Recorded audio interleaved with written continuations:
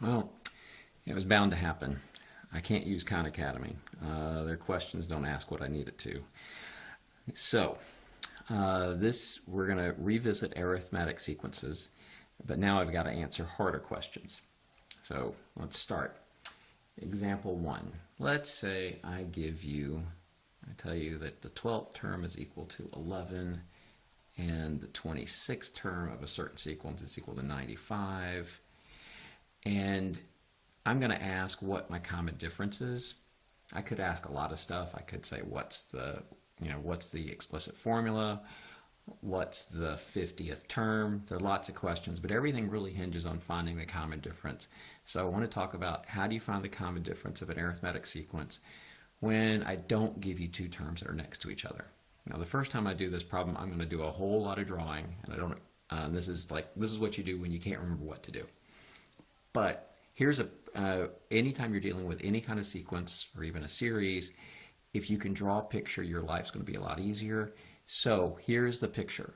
What we know is the 12th position is 11, and then the 13th, 14th, 15th, 16th, 17th, 18th, 19th, 20, 21, 22, 23, 24, 25, and the 26th term of this is 95.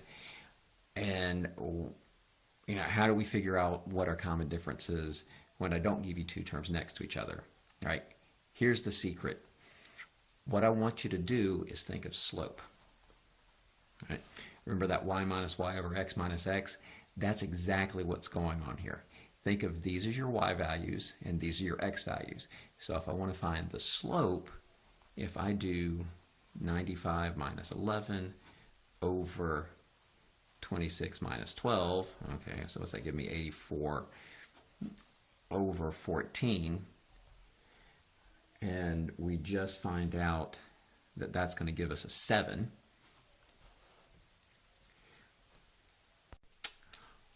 Or, more to the point, 6. We just figured out our common difference. And if you don't believe me, you can actually plug it in.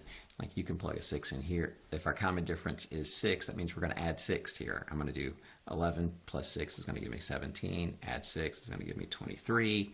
Plus 6 is going to give me 29. And if I keep adding up, by the time I get to the 26th term, I get to 95. All right. So you're going to have problems where I give you two terms aren't next to each other. I'm going to ask for the common difference. All right. Well, what if I give you a problem that looks like this? We'll call this example 1. I'll call this example 2. So let's say I tell you the 29th term is equal to 63 and your common difference is equal to 4. And in this case, I want to know, well, what's the first term? Well, so how do you do this? Well, if you go back to our goal is, let's write an explicit formula. Now here's how explicit formulas work. You have a sub n equals. And if you use my version, the way every arithmetic sequence formula works is whatever your formula is going to be your common difference times n plus some number, and your job is to figure out what that number is. Now, a lot of times we could plug in one, we'd have the whole sequence, so it'd be pretty easy. You can almost look at it and come up with the answer. This one, you got to do a little work. Here's what this is telling you. This coordinate says when you plug in the 20, if I tell you the 29th term is 63, I'm telling you when I plug in 29 for n, so that's going to give us 4 times 29 plus something, I better get 63. And so now it's just a really basic algebra problem.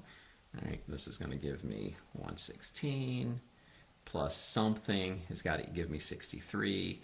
And when you solve this, you find out that that something has got to equal a negative 53. So now we know that our formula is going to be a sub n is equal to 4n minus 53.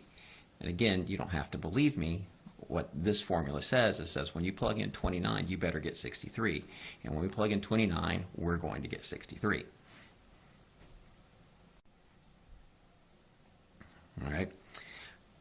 So now we have our little formula.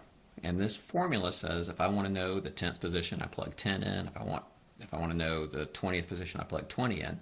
This is asking what's the first position. So if I want to know the first position, I'm going to plug 1 in. So a sub 1 is going to equal 4 times 1 minus 53. And so what's 4 minus 53? That's going to give me a negative 49. Done. Next type of question. So I'll call this example 3. What if I tell you that the first position is equal to 12, my common difference is equal to negative 7, and now I give you something weird. I say a sub n equals negative 114. I'm giving you the first position, I'm giving you the common difference, and I'm telling you some position is going to equal negative 114. What position is that? So if I were going to draw a picture, I'd say, well, okay, I know the first position is 12, second position, the third position, and somewhere down here I'm going to have, there's a value that's negative 114, and I want to know what position that is. Well, let's see. One way I could do it is, well, if I know my common difference is, negative 7, well, that means I'm going to subtract 7 each time. So 12 minus 7, that's going to give me 5. Minus 7 gives me negative 2. I could keep working that out. And if you're desperate or you don't remember how to do stuff, that's fine. But let's see if we can do this an easier way. And all of this hinges on coming up with the formula. And we have everything we need to come up with the formula. We can start off a sub n equals, my common difference is 7. I know it's going to be negative 7n plus something, and I got to figure out what the something is. How do I figure out the something? I know when I plug in 1, I better get 12. So I know that negative 7 times 1 plus something better give me 12. And so if I solve this, I just find out that something has got to equal 19. So now I have my little formula. Is going to be a sub n is equal to negative 7n plus 19. And just to make sure, if I plug in 1, I get 12. Right? Negative 7 plus 9 gives me 12. Now, how formulas work. There is a forward way to use the formula and a backwards way to use the formula. The forward way to use the formula is I plug in the n, like I plug in a 3 or I plug in a 4, and that's going to tell me the value. That's going to give me the value on top. The backwards way to use the formula is this is the value. I want to know what position, meaning I'm going to plug the negative 114 in this spot, so I get negative 114 equals negative 7n plus 19. Now I have an algebra equation I can solve. So when I subtract this from both sides, if I solve for n, I get negative 133 is equal to negative 7n. And now when I divide, I end up with n is equal to 19. That's my position. So I just found out that this is the 19th position. Meaning, if you've gone through this and you started with 12 and you keep subtracting 7 until you get position 19, you get to negative 114. All right. Now, last example. Kind of the same thing we did at the beginning. I'm going to give you things that you don't necessarily like but are enough to solve the problem. So if I give you, say I give you the 6th position is equal to 18, and I tell you that the 10th position is equal to 6. In this case, I want to know, my goal is I want to know the explicit formula. So it's going to be something times n, it's decreasing, so there's going to be plus some number here. I got to figure out what goes here and here. Now, everything hinges, anytime you're given an arithmetic sequence, your first goal is always figure out what the common difference is, right? And so how do we do that? Well, I could draw a picture where I know I have the 6th position.